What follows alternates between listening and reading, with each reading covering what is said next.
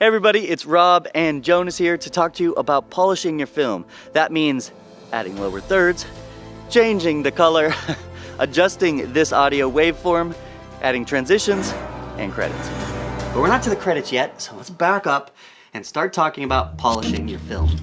Okay everybody, this final polishing step in the filmmaking process is really important. It's like washing your car but not drying it, or sanding a work table and not putting the final coats of polyurethane on it, or writing a paper and not spell checking, or packing a parachute and not putting the safety pin in. Your film's not gonna look the best that it can be unless you spend the time at this final stage polishing your film. So today I'm gonna walk you through this checklist and give you some things to think about at each step in the process. And it's really easy because what you're gonna be doing is fine-tuning your rough edit, then you're gonna be adding graphics. At that point, you get to what's called picture lock. You're not gonna be changing anything anymore. You could do color correcting then, you can add sound effects, and then you polish your audio. And FYI, I'm going to be explaining this whole process in a very general sense. A couple things I'll use to demonstrate on my editing program that I have pulled up now, which is Final Cut Pro X, but I use Premiere, I use iMovie sometimes when I'm working with classrooms. It doesn't really matter what you have because the steps that I'm going to be explaining are going to be exactly the same now and into the future. When you think you are done with your final piece, then I think it's important that you make sure you've watched it like 100 times. That's actually probably about how many times I watch it. Just over and over and over again. And if there's anywhere that seems a little bit boring or you dread having to go back and watch your piece, you've got to spice that thing up, either adding B-roll or cutting things out. So if you have things that are a little bit redundant, trim it down. Now this also applies to people's audio. If they talk slowly and they have a lot of ums and there's gaps and spaces, then you can slice those up and shorten it down. So check this out. You can slice those up and shorten it down. And I think that sounds better. Graphics and transitions. This is where I go back and I look and I see if there's anything that could actually be spiced up more with a graphic instead of the person on camera. Sometimes the person on camera is better, sometimes the graphic's better, but that's what you're trying to pay attention to. Now moving on to transitions. Now most of the time I'm going to use just simple cuts, but sometimes if there's a passage of time or place, I use cross dissolves, and they work quite nice like right here, and occasionally something fancy is in order. And like what you just saw, that's a film burn. I actually have a whole bunch of them here, glitches, film burns. You can search for those online. There's a lot of free resources. And the way that works is this. You basically have them in your library and then you drop them on top of the video and you add a blending mode. I particularly like color dodge with this transition, but experiment with the different blending modes. You'll find one that works. Remember that with all these graphics, you need to put them within what's called title safe zones, and you can see the lines right here if you can click on title safe. And the reason for that is many TVs cut off the edges of the video when it's played, so as long as you're within title safe, then you know it's being played on almost all TVs.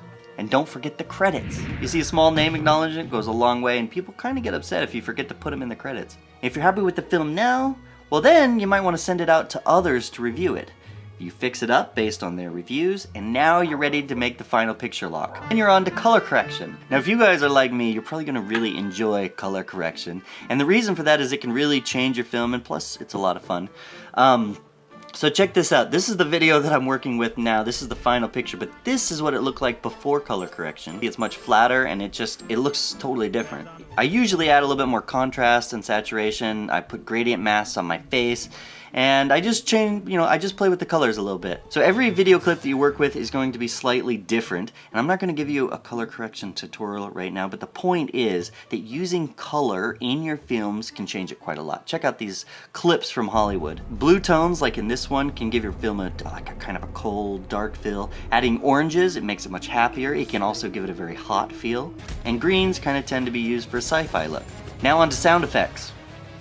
So your sound effects are really important in your film, and they're the last kind of little tweaks that you add, and they can just accentuate certain pieces. Take a look at this little video that I have. And the propeller continues to rotate in a clockwise direction. A phenomenon called steering torque forces the motor to slam left, which makes Now watch how much better it sounds when you add sound effects. Ejects the boat operator into the water, and the empty boat continues to travel around in a circle and returns to strike the victim in the water, inflicting massive propeller injuries. Essentially, every time I add a graphic, or movement, I like to add a little bit of a sound effect to it. It's kind of my own style, but I think it works well. Now I'm going to mention Foley here because it's a different type of sound effect. Foley is where you replace natural sound like walking or chewing or something like that. Any natural history film you watch, like something you see on National Geographic or BBC, is going to have a ton of Foley in it. So check out this famous clip that I pulled.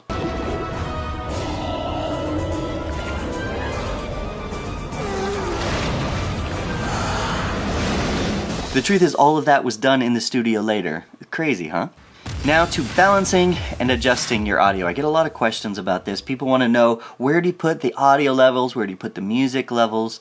Basically, we want to make sure that all of our audio is as loud as possible without getting distorted.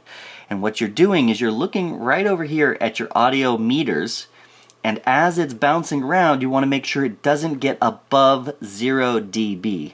If it stays below it, make sure nothing gets clipped. If you have clipped audio, there's really no way to bring it down. It's going to be permanently distorted. So I recorded my dialogue here, and if I play it, you can see that it bounces around negative 12 dB or so, and I need to increase that sound, but I want to make sure that it doesn't get louder than 0 dB, and if it does, it's going to clip the audio and it's going to sound terrible. So the easiest way to adjust these levels I've found is to use some sort of limiter. In Final Cut Pro, I like to use this limiter. I just drag it onto the clip. And then I can bring up the level in the gain control until it shows up within about 1 to 3 decibels range. So basically, you want it to be bouncing right in this range. And what it's showing me is that all of that is basically what's going above, and that's going to be brought down. So the waveform is just going to be leveled out a little bit. Now I also like to tell it to output at negative 2.5 dB. And that way my dialogue sits at a steady level just under 0 dB, and if you add a little bit of music or something underneath, it usually is not going to get too high and it's not going to go over 0. Now music, if it's played totally by itself, probably shouldn't be raised above, I would say, negative 6 dB. If you have dialogue when your music is playing, then you want to make sure the music is sitting around negative 20 to negative 15. It really does depend a little bit on what music is going on. If in doubt, always go a little bit lower. Just remember, as you're fine-tuning, listen to the whole track. Make sure that the audio meter never goes above 0 dB. If it does, go back, lower some audio, whether in the narration or in the music. Also, if you're editing your own content with earbuds in, then almost always it's going to give you a little bit of a skewed sound. Generally, you're going to put the music too high. That's what I've found. I like to use studio monitoring speakers like this. It gives you a good range, and I put them on either side of the monitor.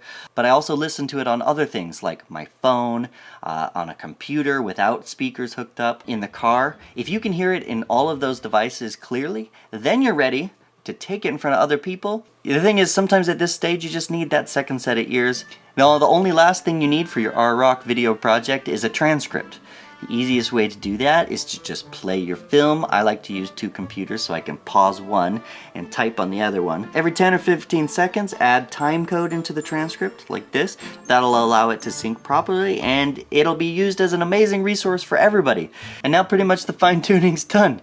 You can sit back and relax and let people enjoy your film. Don't forget, we have a whole bunch of other videos to get you started in this process with the R-Rock project.